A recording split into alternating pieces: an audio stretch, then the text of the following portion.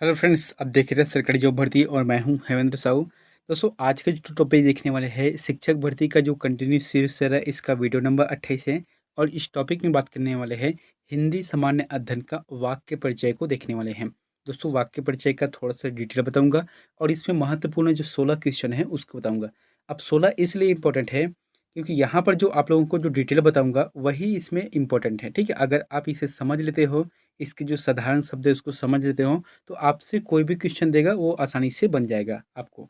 ठीक है, तो चलते यहाँ पर देखते हैं। अगर आप चैनल पर नए हो तो चैनल को जरूर सब्सक्राइब करना, बेल आइकन को जरूर दबा देना। इसका पीडीएफ टेलीग्राम पर दे दिया हूँ, आप वहाँ से डाउनलोड कर सकते हो। चलते वीडियो की तरफ, आप लोगों को जो होमवर्क दिया था उसको देखते हैं। विश्व पृथ्वी दिवस कब मनाया जाता है? सही जवाब आ जाएगा 22 अप्रैल रहेगा। ठीक है, प्रति वर्ष विश्व पृथ्वी दिवस जो है 22 अप्रैल को मनाया जाता है। अब देखते हैं वाक्य परिचय के अंतर्गत वाक्य होता क्या है। ठीक है, तो वाक्य क्या है कि एक पूर्ण विचार संप्रेषित करने वाला शब्द समूह वाक्य कहलाता है। क्या बोला गया है कि एक पूर्ण विचार जो संप्रेषित करने वाला शब्द समूह वाक्य कहलाता है, या मनुष्य के विचारों की पूर्णता को प्रकट करने वाला पद समूह को वाक्य कहते हैं। ठीक है, जैसे कि कोई विचार है मेरे मन में, अब मैं जो शब्द को बोल रहा हूँ, जो शब्द पूर्णतः स्पष्ट रूप से हो रहा है वही शब्द वाक्य कहलाता है। ठीक है, यहाँ पर हो गया। इसके बाद इसमें एक पॉइंट आता है पदबंध का। तो पदबंध मतलब होता क्या है कि वाक्य के उस भाग को जिसमें एक से अधिक पद परस्पर जुड़कर अर्थ को देते हैं।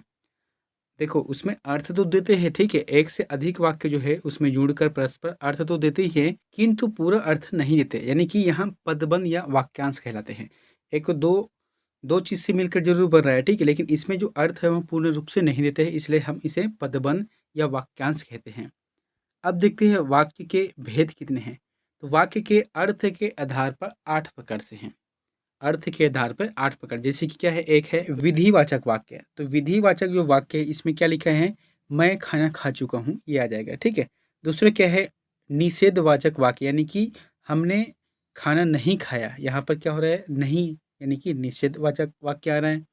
तीसरा क्या है, आज्ञावाचक वाक्य, यानी कि तुम खाओ, तुम पढ़ो, ये जो शब्द है वहाँ आज्ञावाचक वाक्य के अंतर्गत रखा गया है। चौथा क्या है, प्रश्नवाचक वाक्य, क्या तुम खा रहे हो, ये जो है प्रश्नवाचक वाक्य के अंतर्गत आ गया। उसके बाद है विस्मयवाचक वाक्य है, इसमें क्या लिखा है कि ओह मेरा खाना कुत्ता खा गया, ये क्या है, विस्मयवाचक वाक्य के अंतर्गत आता है।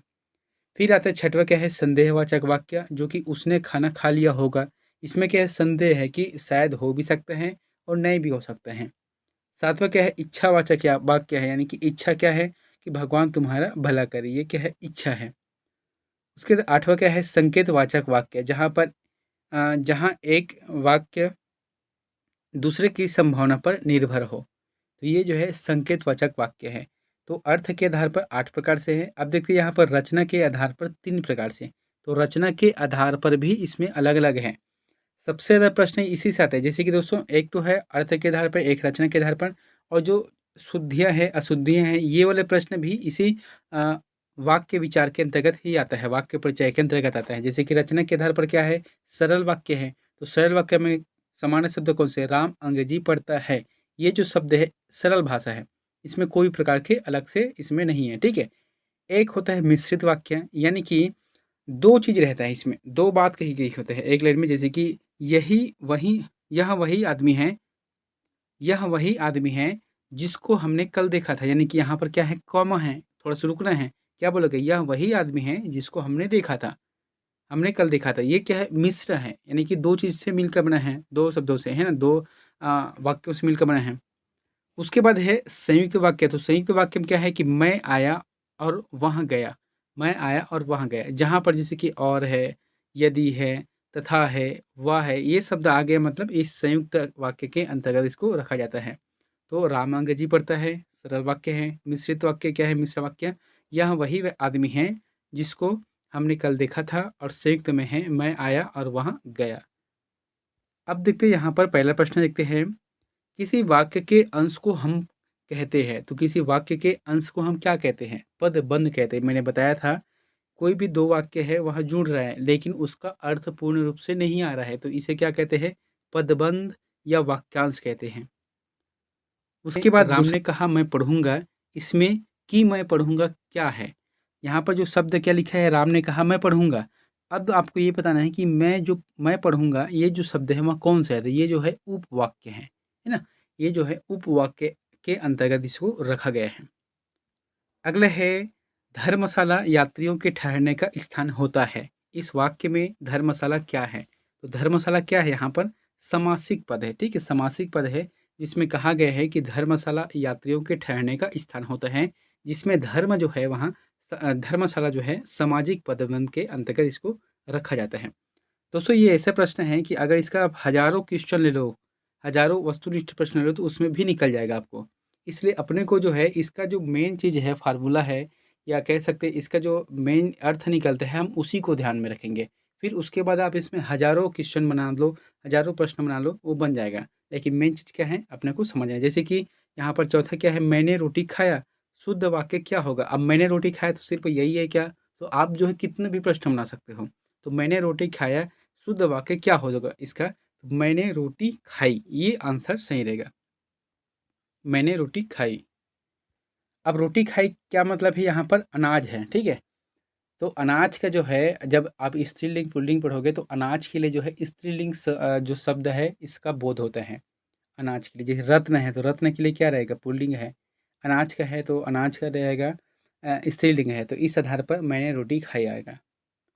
अगला है राम ने हरि का मकान खरीदा, यह किस प्रकार का वाक्य है? तो राम ने हरि का मकान खरीदा है, यह किस प्रकार का वाक्य है? सही जवाब आ जाएगा, यह सरल वाक्य है। इसमें कोई भी प्रकार के तथा, यदि, अपितु, किंतु ऐसा नहीं है, न कॉमा है। तो कह सकते हैं यहाँ सरल वाक्य है। अगला है रचना के अनुसार कौन सा वाक्य भेद नहीं है? तो रचना के आधार पर कौन सा वाक्य का भेद नहीं है आपको ये बताना है। जैसे कि सरल वाक्य है, संयुक्त वाक्य है, मिश्र वाक्य है, पदबंध है। सही जवाब आ जाएगा पदबंध। ये जो है वाक्य के भेद नहीं है। बाकी जैसे कि सरल है, संयुक्त है और मिश्र है, ये जो है वाक्य के भेद के अंतर्गत इसको रखा गया है। अगला है इसकी वास्तविक कारण क्या है? वाक्य का शुद्ध रूप है। अब आपको ये बताना है इसकी वास्तविक कारण क्या है। अब इस वाक्य का शुद्ध रूप आपको बताना है। सही जवाब आ जाएगा इसका वास्तविक कारण क्या है, ये रहेगा। इसकी नहीं, इसका वास्तविक कारण क्या है, ये आंसर सही रहेगा। अगला है यह पुस्तकें किसकी हैं? यह पुस्तकें किसकी है? शुद्ध वाक्य क्या होगा? अब आपको शुद्ध वाक्य देखना है तो हम यह नहीं बोलेंगे ये, क्योंकि ये मतलब पर्टिकुलर हम किसी चीज़ को इंगित कर रहे हैं कि ये वाला जो पुस्तक है वह किसकी है, तो इसका जो आंसर रहेगा पहला रहेगा। अगला है मैंने रोटी खाई, सही क्रम में क्या होगा? तो मैंने रोटी खाई इसका जो सही क्रम में अगर लिखना है तो हमने इसको क्या लिख सकते हैं? हम क्या लिख सकते हैं? सही जवाब आ जाएगा मैंने रोटी खाई, ये आंसर सही रहेगा। हमने रोटी खाई ये नहीं, मैंने रोटी खाई, ये जो आंसर है वह सही क्रम में रहेगा। अगला प्रश्न है कल वर्षा होती रही इसलिए मेरे कपड़े नहीं सूख पाए, यह किस प्रकार का वाक्य है? बहुत अच्छा प्रश्न है। तो कल वर्षा होती रही, ये क्या हो गया? एक वाक्य हो गया। दूसरा क्या है? इसलिए मेरे कपड़े नहीं सूख पाए, ये जो दूसरा वाक्य है, यानी कि दो वाक्य अलग अलग मिल रहे हैं, है ना? तो इसका जो आंसर रहेगा मिश्र वाक्य, इसका आंसर आ जाएगा। अगला है मैं स्टेशन पहुंचा और गाड़ी छूट गई, इस वाक्य है तो क्या आ जाएगा? संयुक्त वाक्य आ जाएगा, बताया था। मैं स्टेशन पहुंचा ये एक वाक्य हो गया, गाड़ी छूट गई एक वाक्य, लेकिन दोनों को जो जोड़ने वाली कड़ी है और है, तो ये जो है संयुक्त वाक्य के अंतर्गत आता है। अगला है निम्न में से कौन सा शुद्ध वाक्य है? तो आपको भी बताना है कि शुद्ध वाक्य कौन सा है। जैसे कि यह कविता भाव को प्रकट करती है, दूसरा है कि यह भाव कविता से प्रकट होती है, तीसरा है इस कविता से यह भाव प्रकट होता है, या चौथा है कविता से यह भाव प्रकट होता है। सही जवाब आ जाएगा तीसरा रहेगा, ठीक है, इस कविता से यह भाव प्रकट होता है, ये आंसर सही रहेगा। अगला है किसी का धन चोरी मत करो, कैसा वाक्य है? तो किसी का धन चोरी मत करो, तो कैसा वाक्य है? यहाँ पर क्या है? मत है, यानी कि मना कर रहा है, तो इसका आंसर रहेगा निषेधात्मक वाक्य रहेगा, ठीक है। अर्थ के आधार पर बताया था 8 प्रकार है, उसमें से निषेधात्मक प्रकार है जिसमें किसी भी चीज़ को हम ना करने के लिए बोलते हैं। अगला है अमर ने कहा मैं घर जाऊंगा, इस वाक्य में मैं घर जाऊंगा निम्न में से क्या है? तो अमर ने कहा मैं घर जाऊंगा, तो इस वाक्य में जैसे कि मैं घर जाऊंगा, ये जो शब्द है निम्न में से क्या है? जैसे कि संज्ञा उपवाक्य है कि क्रिया विशेषण उपवाक्य है, या संज्ञा पदबंध है, या कह सकते हैं क्रिया विशेषण पदबंध है। सही जवाब आ जाएगा संज्ञा उपवाक्य है यहाँ। अगला है कृपया यहाँ से जाए, कैसा वाक्य है? तो कृपया यहाँ से जाए, ये कैसा वाक्य है? तो ये आ जाएगा अनुरोध वाक्य। यहाँ पर क्या बोला गया? अनुरोध कर रहे हैं कृपया करके, कृपया यहाँ से जाए। ये जो है अनुरोधवाचक वाक्य है। दोस्तों मैंने आप लोगों को से बताया था जैसे कि यहाँ पर प्रश्न बहुत सारे बन सकते हैं, लेकिन आप इसी को अगर समझ गए, इसके अर्थ के आधार पे 8 प्रकार हैं, उसके बाद जो है रचना के आधार पर 3 प्रकार है, तो इसी में से शुद्ध अशुद्ध रहेगा, इसी में से जो सरल वाक्य है, मिश्र वाक्य है, संयुक्त वाक्य है, इन बाकी सभी प्रश्नों का आंसर यहीं से मिल जाएगा। समय बहुत कम है, आप लोगों को मुश्किल से कितना दिन बचा है? 13 दिन का समय बचा है, इसलिए हम जो है जल्दी-जल्दी कर रहे हैं क्वेश्चन आंसर को, आप थोड़ा-सा अच्छे से देख लेना, ठीक है? तो फिर यहाँ पर जो आप लोगों के लिए होमवर्क है, उसको देख लेते हैं कि अर्थ के आधार पर वाक्य के भेदों में से एक नहीं है। अभी बताया था आप लोगों को, तो अर्थ के आधार पर वाक्य के भेदों में से एक नहीं है। आपको ये बताना है कौन सा इसमें से नहीं है। जैसे कि विधिवाचक वाक्य है, दूसरा संकेतवाचक वाक्य है, तीसरा संज्ञावाचक वाक्य है और चौथा विस्मयवाचक वाक्य है। तो इन चारों में से जो भी ऑप्शन आपको सही लगता है, तो प्लीज़ कमेंट बॉक्स पर जाकर ज़रूर कमेंट करें। और दोस्तों वीडियो पर नए हो तो चैनल को सब्सक्राइब कर देना, बेल आइकन को जरूर दबा देना। मिलते हैं नेक्स्ट वीडियो में एक नई जानकारी के साथ। Thank you.